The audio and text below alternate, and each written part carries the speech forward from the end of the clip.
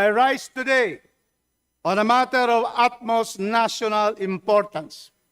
As representative of the 2nd District of Cagayan de Oro, the city of Golden Friendship, I cannot remain silent as our families, our very foundation, are being torn apart by a digital plague, online gambling. Mr. Speaker, the numbers and stories paint a disturbing reality. Gambling, once confined to casinos and cockpits, now hides in our smartphones, accessible 24/7, often with no age restrictions and just a click away from financial ruin. Today, Madam Speaker, any person, even a minor, can register on a gambling app, fund it through an e-wallet, and lose everything within minutes. In fact, according to a 2025 study by the Digital Risk Observatory, an estimated 34 million Filipinos, 34 million Filipinos, roughly 1 in 3 adults have participated in online gambling. 64% of surveyed users admitted to being online, with many of them doing so daily. Around 30% of users are between the ages of 15 and 24, and many of them started playing before the age of 18. Our laws and our digital systems are failing to protect them. What's more alarming, Madam Speaker, is how these platforms are promoted. We see celebrities, influencers, even beauty queens endorsing apps like Bingo Plus, Arena Plus, Oki Bet, and Stake.com, enticing millions of Filipinos with promises of instant riches. As of this year, over 15 top Filipino celebrities are directly or indirectly promoting gambling platforms, from Ivana Alawi to Vice Ganda to Alden Richards. These endorsements, Madam Speaker, are often packaged as lifestyle content, making gambling appear harmless and as aspirational. But behind the flashy promotions lie broken homes, exhausted savings, and shattered futures. A jeepney driver lost his entire day's earnings to an online slot game on his phone during trips.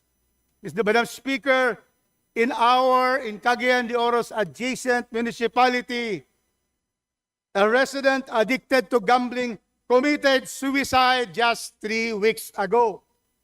Another heartbreaking case comes from my very own city, Cagayan de Oro. A husband, enraged by her wife, always demanding that he stop gambling on an online game called Scatter, Madam Speaker, in Cagayan de Oro, violently attacked her wife. This is not fiction. These are reported on online radio, TV, and is a chilling reminder that gambling is not a private vice, it has public consequences. And the platforms are everywhere, through mirror links, Telegram groups, Facebook ads, and even disguised arcade apps. Gambling has become omnipresent and ubiquitous. Apps like Tong Eats Go, Color Game, and Piso games are downloaded in seconds and often require no age verification at all. A child only needs a mobile number and GCash account to start betting. Yes, Madam Speaker, we acknowledge that the online gambling industry contributes to our economy. According to PAGCOR, regulated e-gambling brought 200 billion in 2024 and 33.7 billion in taxes from DigiPlus alone. There are about 40,000 Filipinos employed in the industry. But I ask again, at what cost?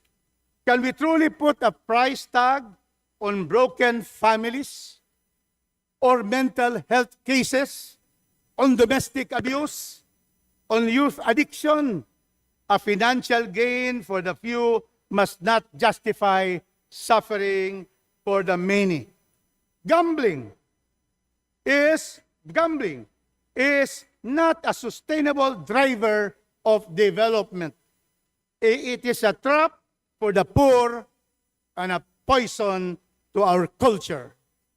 Walang katumbas na pera ang buhay ng isang tao o ang saya ng isang pamilya. Huwag na nating dagdagan pa yung mga nawawalang sabongero. Sa mga bilyonaryong kumikita ng online gambling, tama na. Mahiya din kayo.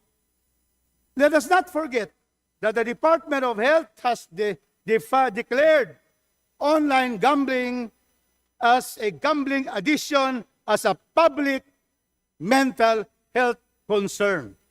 The Catholic Bishops' Conference of the Philippines has sounded the alarm, calling it a moral and social emergency.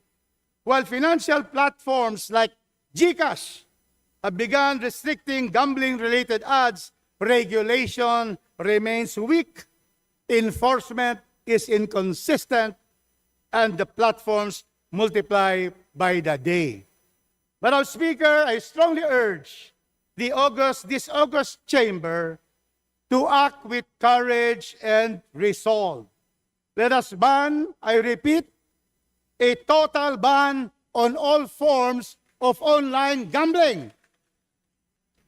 Let us prohibit e-wallets like GCash, Maya, Shopee Pay from enabling gambling transactions. Let us penalize operators, financial intermediaries, and endorsers. Let us penalize them. Let us empower DICT, NTC, PAGCOR, and law enforcement agencies with the legal tools to shut down access to this online gambling and file charges to punish violators. But we must go further. I call on the government to launch a nationwide campaign for public awareness and recovery, to fund support groups, and to educate our people about the dangers of online gambling.